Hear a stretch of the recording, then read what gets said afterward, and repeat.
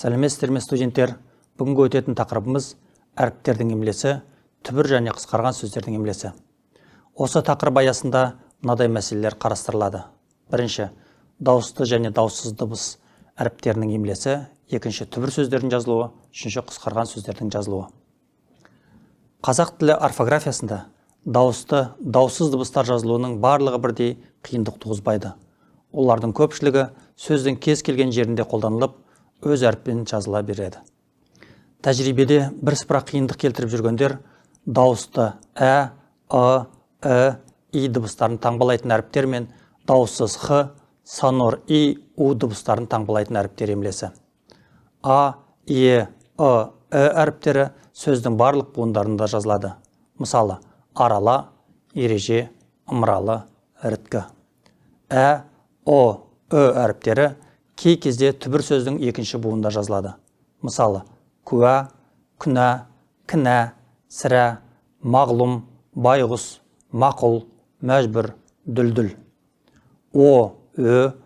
Әріптері жалаң сөздердің бірінші буындарында, біріккен сөздер мен қос сөздердің екінші сыңарларының басқа буындарында жазылады. Мысалы, Қызылорда, бүрсігүні, жазғытұрым, өтем-өте. Әрпі көбінесе сөздің екінші, үшінші буындарында жазылмайды. Бірақ алдыңғы буындарда жіңішке дауысының әсерімен келесі буындағы жуан а дыбысы болып жіңішке айтылатын сәттер қай әріпті жазу керектігі қиындық келтіреді. Мысалы, тәкаппар, кітап. Сөздің алғашқы буындағы жіңішке дауыстылардың әуенімен келесі буындағы жіңішке айтылатын дыбысының орнына әрпі жазылады. Әдетте орфография мен орфоэпия нормалары барлық сәттерде бір-біріне сай түсе бермейді. Қазақ тілінде сөз басында келген ж-ш дыбыстары мен үнді и дыбысының аралығында а дыбысы тұрса, ж-ш дыбыстары жіңішкеріп, дауысты дыбысты жіңішкертіп жібереді. Бірақ жазуда а дыбысы сақталып жазылады. Мысалы, жай, шай. И әрпі кірме сөздердегі жалаң и дыбысымен қатар кино, икс, и қосар дыбыстарын да таңбалайды. И қосырма әріптері тек ты, сы деген сөздерде ғана жазылады. И дыбыстар тіркесі мен дыбыстарына бітетін етістіктерге көсемшенің и жұрнағы жалғанғанда, соңғы и әріптерінің орнына бір ғана и әрпі жазылады. Мысалы, байы, байиды, оқы, оқиды.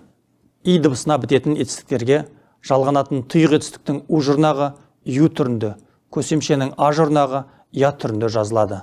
Мысалы, и, ию, ки, кию, қи, қияды. Я, ю әріптерінің алдында әріптерінің орнына и әрпі жазылады. Мысалы, тақия, қия, тию. У әрпі мынадай орындарда жазылады. Бірінші, түбір және туынды сөздерде бірде жуан, бірде жіңішке естілетін дауысты у дыбысының, сондай-ақ дауысты дыбыстан бұрын және кейін келетін үнді у дыбысының таңбасы ретінде қолданылады. Мысалы, су, қуат, уәде, дәуір. Екінші, дыбыстарына бітетін етістіктерге тұйық етістіктің у жұрнағы жалғанғанда дыбыстары түсіріліп жазылады. Мысалы, оқы, оқу. Үшінші, у дыбысына бітетін етістіктерге тұйық етістіктің у жұрнағы жалғанғанда оның түбірі өзгертілмей жазылады. Мысалы, сау, сау. Йо әріптері орыс тілінен және орыс тілі арқылы өзге тілдерден енген сөздерде ғана жазылады. Ю әрпі мынадай орындарда жазылады. Бірінші, сөз құрамындағы дауысты дыбыстан кейін қосынды иу, ию дыбыстарының орнына қолданылады. Мысалы, аю, ою, көркею. Екінші, орыс тілінен енген сөздерде жазылады. Мысалы, полюс, люкс. Я әрпі мынадай сөздерде жазылады. Бірінші, сөз басында және дауысты дыбыстардан кейін қосынды и, а дыбыстарының орнына қолданылады. Мысалы, яки, ая, мая, қия, тұяқ. Екінші, орыс тілінен енген кейбір сөздерде дауыссыз дыбыстардан кейін жазылады. Мысалы, отряд, снаряд. Дауыссыз дыбыстардың сөз ішінде орналасу тәртібіне қарай төмендегідей жіктеледі. Сөздің басында, ортасында және орыс тілінен енген сөздердің соңында жазылатын дауыссыздар. Сөздің басында, ортасында, соңында жазылатын дауыссыздар. Сөздің ортасында және соңында ғана келетін дауыссыз. Сөздің басында және ортасында ғана жазылатын дауыссыз. Орыс тілінен енген сөздерде жазылатын дауыссыздар. Дауысты дыбыстардан кейін жазылатын дауыссыз. Ш әрпі қазақтың байырғы ащы, тұщы, кешше сөздерінде, Ф әрпі араб, парсы тілдерінен енген кейбір жалпы есімдерде жазылады. Мысалы, фәни, саф. Дауыссыз Х әрпі не морфологиялық, не фонетикалық принципке сай келмесе де, бірсыпыра сөздерде жазылады. Мысалы, хат, хабар, халық. Түбір сөздердің жазылуы. Сөз тіркесінде жеке сөздер естілуінше жазылмай, негізгі тұлғалары сақталып жазылады. Мысалы, ала ат, көк орамал. Орыс тілінен енген сөздердің тұлғасы орыс орфографиясы бойынша өзгертілмей жазылады. Мысалы, вагон, спорт. СС, ЛЛ, КК, ТТ сияқты екі әріппен келген кірме сөздердегі қос әріптің біреуі қосымша жалғанғанда түсіріліп жазылады. Мысалы, металл, металдар, класс, классқа.